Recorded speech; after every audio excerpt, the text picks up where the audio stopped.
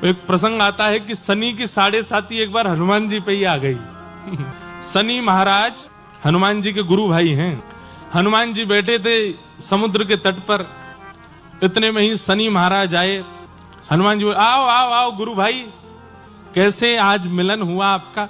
बोले कि आपके नक्षत्र कुंडली के अनुसार अब 7.5 साल के लिए हम आएंगे आपके ऊपर। हनुमान जी बोले, बढ़िया है, अकेले मन भी नहीं लग रहा था, तुम और आ गए, चलो आ जाओ, संग ही रहेंगे दोनों। बोले कहाँ आऊं? बोले देखो हृदय में तो सिया राम जी बसे हैं, शीश के ऊपर ठाकुर जी के चरणारविंद बसे हैं, और अंग में तुमको रखने की आवश्यकता नहीं। भाई तुम गुरु भाई हो, ऐसे थोड़ी। तो बोले कहाँ? बोले पूछ पे बैठ जाओ, हमारी पूछ खाली है, वहीं आसन लगा के बैठो।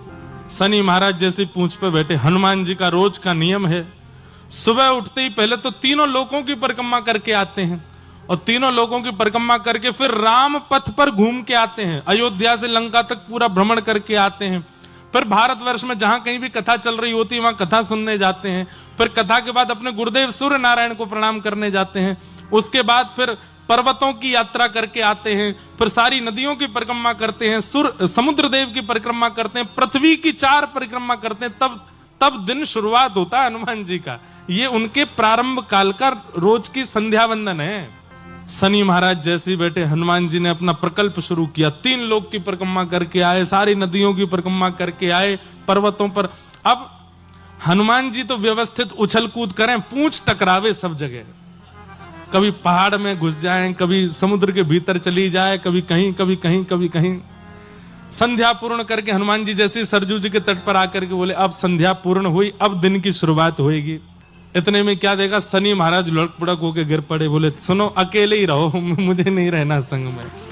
नहीं नहीं आ जाओ, अभी तो संध्या हुई है, अभी तो राजभोग होगा, ब्यारू होगा, कलेऊ होगा।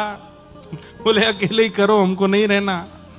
तब हनुमान जी बोले, हे शनि महाराज, दुनिया में किसी के भी पास जाएं तो पहले देख लीजिएगा, अगर जिह्वा पे राम नाम कृष्ण नाम बैठा हो तो उसके पास मत जाना, नहीं तो आप ऐसे ही दुखी हो जाओगे।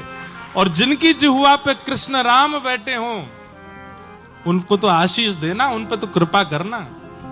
उनके जीवन में 7 वर्ष के लिए आने की आपको आवश्यकता नहीं है।